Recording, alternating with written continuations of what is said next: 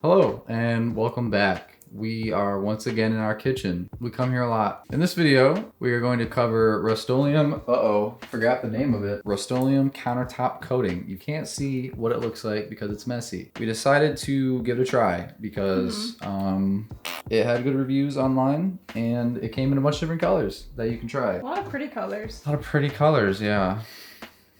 When we first moved into the house, first thing that I seen that I disliked and I wanted to change was the countertops. It was like a salmon. Like a pink salmon. Our floors were like a brown, gray, white, marbly-esque. They didn't match very well. No, they clashed. So, what? What? Oh, you said, like... I said, I was agreeing with you. Yeah, they were like salmon with like blue and white and speckles. Yeah, I forgot about the speckles. It was probably like the ugliest color you could pick out, I think. You know, if you were going to buy countertops for your house, you're like, oh, salmon. That looks pretty. That's busted. This paint was how much per can? $20? Yeah, I think it was $20 per can, and each can is 29 fluid ounces. That probably doesn't mean anything to most people watching this video, so We can't read it, but we will There's find paint out. on it. Yeah, we'll find out how much square footage yeah. it covers, and then we'll just put it on the screen. Hello, this is Editing Jay from the future. In the video, I forgot to tell you how to find the linear footage of your countertop. Just in case you don't already know, it's very simple. You just have to take a tape measure and measure the length of your overall countertop. No multiplication, just adding together the lengths of each piece. And then after that, you'll find out exactly what you need paint-wise.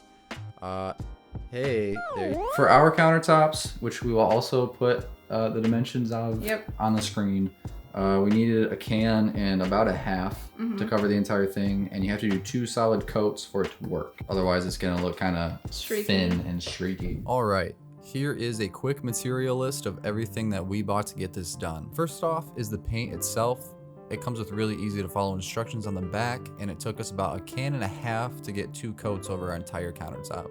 Next, you're gonna need a tray for the paint and the recommended roller on the can, which is a 6-inch foam roller. We bought a 2-inch synthetic angled brush for the backsplash and corners where the roller couldn't really reach. We did end up buying extra roller pads, but we didn't need them. We only ended up using 1 through the entire process. We bought plastic to cover the cabinets and floors, painter's tape to hold the plastic on and to kind of tape off the back of the countertops, 320 grit sandpaper because you do need to sand your entire surface of your countertops before you put the paint down to make it adhere better. And finally, a roll of painter's paper. Not exactly sure what this is called, but it basically just helped us protect our wall a little bit better against the paint. So everything on this table roughly costs $80, but if you cut out everything that you don't need, being the roller sponges, and you could definitely get away without buying the masking paper, it's closer to $70 instead of $80. So altogether, it's not a bad price. The first thing that we had to do was we had to wipe down our countertops. So while I was at work, Jake did that, and used a like a degreasing spray and gave it a kind of good scrub in all the dirty spots with a sponge.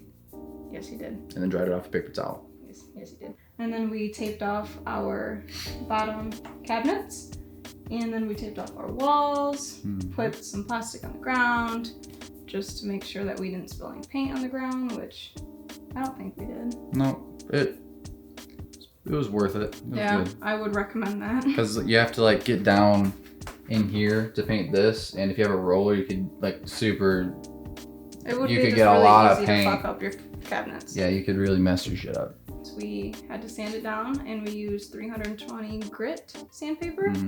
And we had to go over the entire surface. So the main part you put stuff on, and then like the backsplash.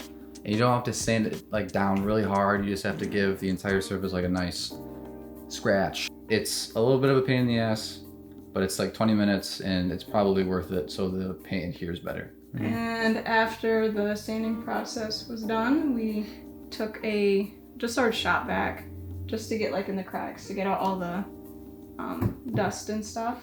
And then after all the prep was done, we got to go in and do our first coat of paint. The first coat went on good. We didn't get footage of it because Monty forgot to press record, but it's all good. We got footage of the second coat. I'm a human being. Yes, everyone makes mistakes. I know. Just press the record button next time because we go.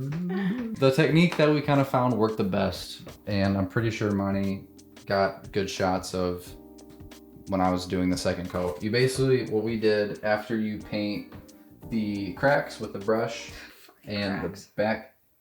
Excuse me? I don't even know what to call it, Monty. What do you want me to call it? It's not crack. The corners. The joints? We painted the corners with the brush, and then with the roller, I started in the middle and then kind of went back and then kind of blended it back to the edge. So it was just kind of like boop and then back and then boop and then back. I'm pretty sure I got shots of you doing that. Yeah, don't be afraid to like go back over it a couple of times right after you do it, just kind of smooth it out. Yeah. And do not apply a lot of pressure. The can says it, the video says it, I says it. I says and it. she says it. I say it. Because if you push down really hard, the edges of the roller will leave streaks. So you just look like you have a bunch of streaks on your countertop.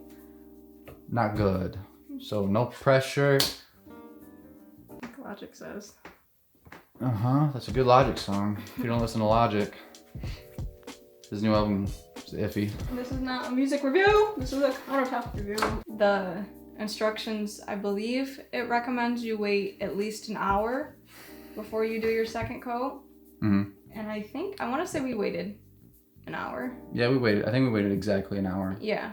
And then after that, you have to basically live without your countertops for 3 days. Yep. Is the minimum. We waited about a week because we were very, very paranoid. So, like Jake said, we were very, I don't want to say like scared, but we were like skeptical about like leaving scratches and all that other stuff because we did not want to replace Let me counters. get the culprit.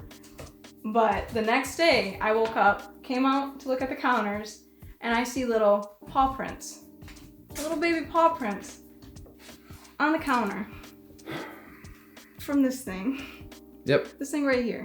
She jumped up and walked all the way across, jumped over the sink, and then walked on this side of our counter, and then jumped down. She woke up to like 8 to 10 footprints on the countertop, which sucked because we thought that this fat little shitter ruined the counters, but we just put another quick coat over the paw prints and it covered it up. Yeah, you can't tell they're there. But if you want to do this, and if you have a cat, lock that sucker up. Because we didn't even think that she jumped on the counters. Because we lock her out of our bedroom at night because she's loud and fat. But ultimately, we recommend it. It's really cheap. It's like... It was $40. Yeah, the paint was $40 and then everything you need to paint is like another $20. So it's like a $60 total thing that you can do in a day. That can like honestly like transform your countertops. Yeah, our countertops look way better. Yes. Durability wise, there are some things that you kind of have to avoid, like putting metal, like direct metal. Like if you have like, for example, we have let me get it. Definitely gonna want to avoid stuff like this paper towel holder that has little metal balls. We had this sitting on our counter right here and it left little scratches right where the feet were. So anything that has like... Anything that is like bare metal or doesn't have like any kind of felt. And also heat and cold, they kind of leave like a little, kind of like evaporation layer on the counter.